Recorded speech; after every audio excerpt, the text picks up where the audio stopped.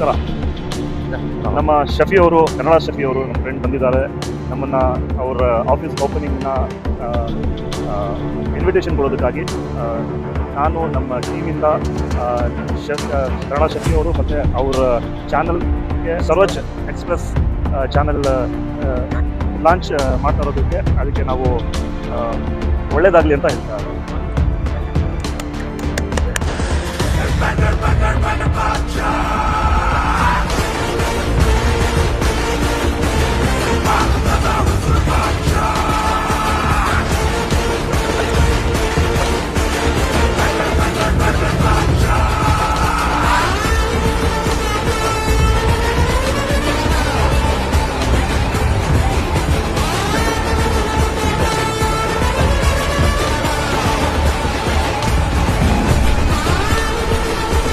Hi, hello, ನಮಸ್ಕಾರ Bengaluru Kannada. ಹೇಗಿದ್ದೆಲ್ಲರೂ?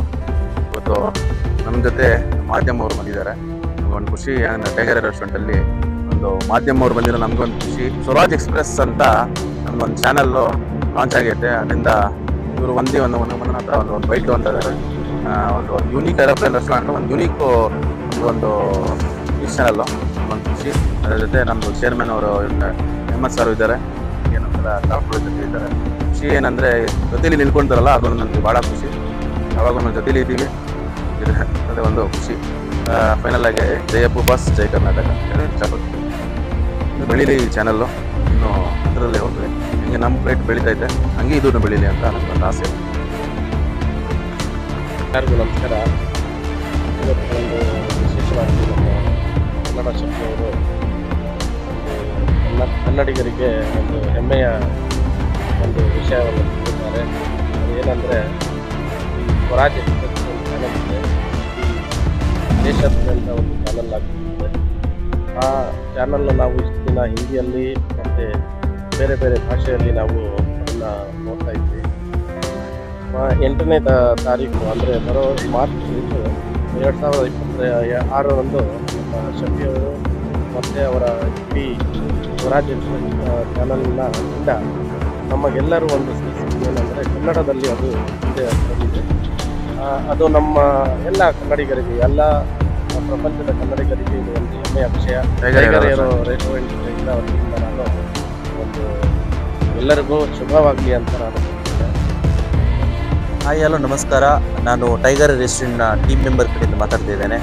So first ಟೈಮ್ಗೆ Kannada channel Shafi ಅವರು ಲಾಂಚ್ ಮಾಡ್ತಾ ಇದ್ದಾರೆ ಕರ್ನಾಟಕದಲ್ಲಿ.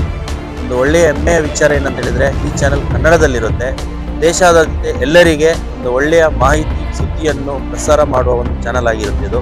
So Tiger Aero restaurant family ಕಡೆಯಿಂದ ಈ ಚಾನಲ್ಗೆ ಒಳ್ಳೆಯದಾಗಲಿ, ಶುಭಾಶಯನ್ನು ಕೋರ್ತಾ ಒಳ್ಳೆಯ ಒಂದು ಉತ್ತಮ ಮಟ್ಟದಲ್ಲಿ ಬೆಳೆಯಲಿ ಎಂದು ಹಾರೈಸ್ತಾ ಇದ್ದೇನೆ.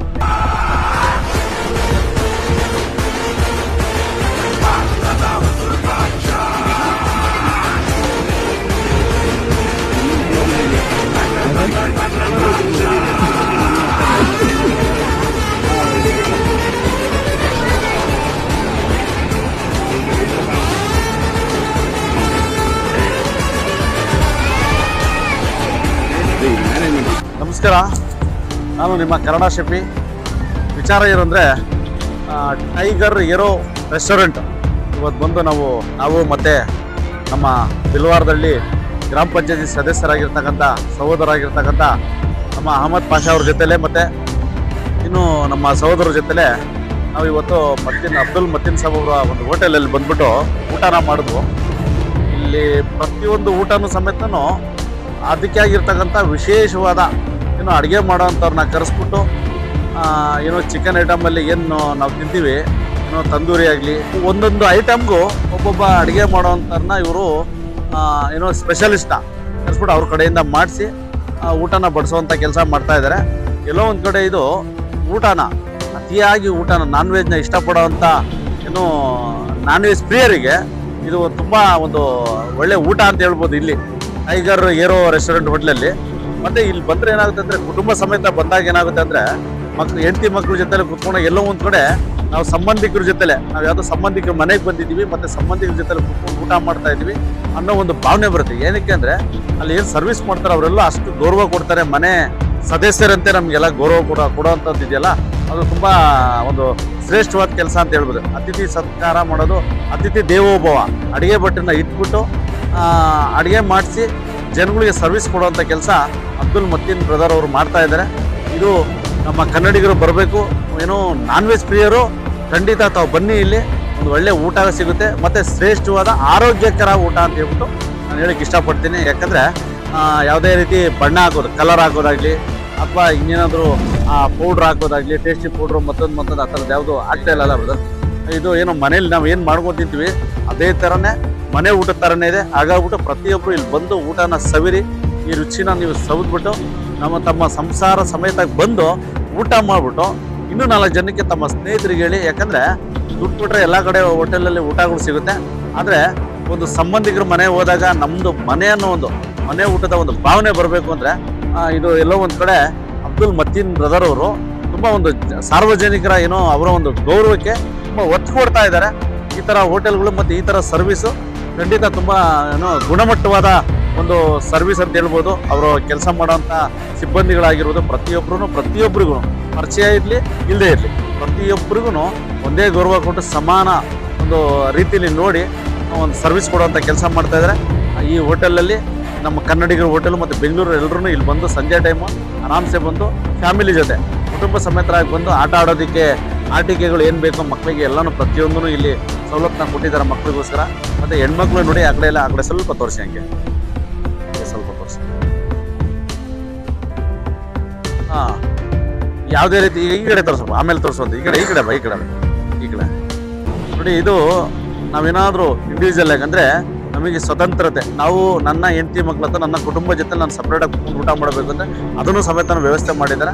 ಇದು ಬೇರೆ ಕಡೆ ಎಲ್ಲ ಇಷ್ಟೊಂದು ಸವಲತ್ತುಗಳು ಸಿಗೋದಿಲ್ಲ, ಮತ್ತು ಯಾವುದೇ ರೀತಿ ಡಿಸ್ಟರ್ಬೆನ್ಸ್ ಇಲ್ಲ. ಯಾರೋ ಬೇರೆಯವ್ರ ಜೊತೆಲೆ ಬೇರೆ ಕಡೆ ಬಂದು ಊಟ ಮಾಡ್ತಾ ಇದೀವಿ ಅನ್ನೋದು ಇರೋದಿಲ್ಲ, ಎಲ್ಲ ರೀತಿ ಸವಲತ್ತು ಮಾಡಿದ್ದಾರೆ.